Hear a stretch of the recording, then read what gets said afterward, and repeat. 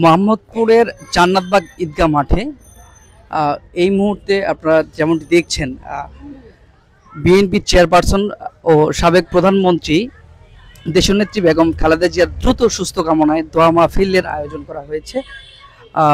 যেমনটি দেখছেন, এখানে আদাবর থানা যুবদলের উদ্যোগেই এই দোয়া মাহফিলটি অনুষ্ঠিত হচ্ছে।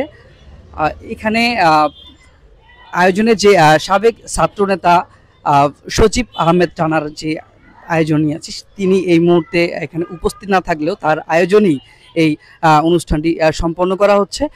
এখানে আরেকজন আছেন আয়োজনে, সেটা হচ্ছে এই সোহাগ। সেই সোহাগ সাহেবের সাথে আমরা এই মুহূর্তে একটু কথা বলবো, জানবো যে আজকের এই উদ্যোগটা কেন নিয়েছেন, কি কারণে নিয়েছেন। সোহাগ ভাই, একটু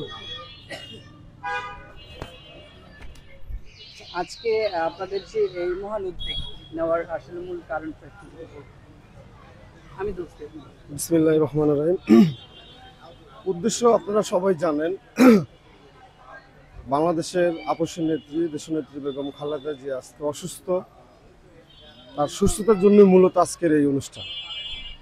তো আমরা দেশবাসীর কাছে এবং জনগণের কাছে, আপনাদের সবার কাছে আমাদের প্রার্থনা ও দোয়া, যে আপনারা দোয়া করবেন দেশনেত্রী বেগম খালেদা জিয়া খুব তাড়াতাড়ি সুস্থ হয়ে আমাদের মাঝে ফিরে আসেন। কারণ উনি গণতন্ত্রের জন্য একজন আপসী নেত্রী।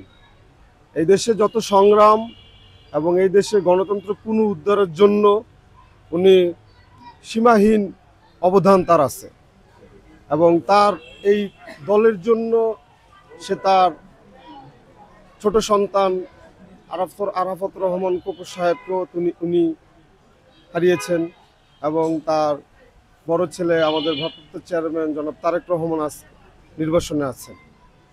যাই হোক, 5 আগস্টের পরবর্তী ছাত্র জনতার অভ্যুত্থানের পর একটা আমরা নতুন বাংলাদেশ পেয়েছি।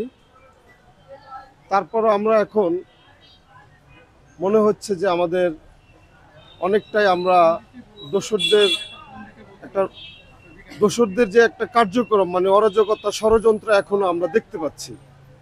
যাই হোক, যেহেতু আজকে একটা দোয়া মাহফিলের অনুষ্ঠান, সেই ক্ষেত্রে রাজনৈতিক কথা আমি হয়তো বলতে চাই না। আমি আপনাদের কাছে আকুল আবেদন যে আমাদের দেশনেত্রী বেগম খালেদার জন্য দোয়া করবেন, উনি যেন খুব অতি দ্রুত সুস্থ হয়ে আমাদের মাঝে ফিরে আসে, এবং আমরা যেন রাজপথে তার সাথে আমরা চলতে পারি আগামী দিনগুলোতে। আমাদের আজকের এই দোয়ার এবং অনুষ্ঠানের আয়োজক ছিল আমাদের বড় ভাই, সাবেক মহানগর ছাত্র দলের যুগ্ম সাধারণ সম্পাদক, বর্তমান আদাবর থানা যুব দলের অন্যতম যুব নেতা সজীব আহমেদ রানা ভাই।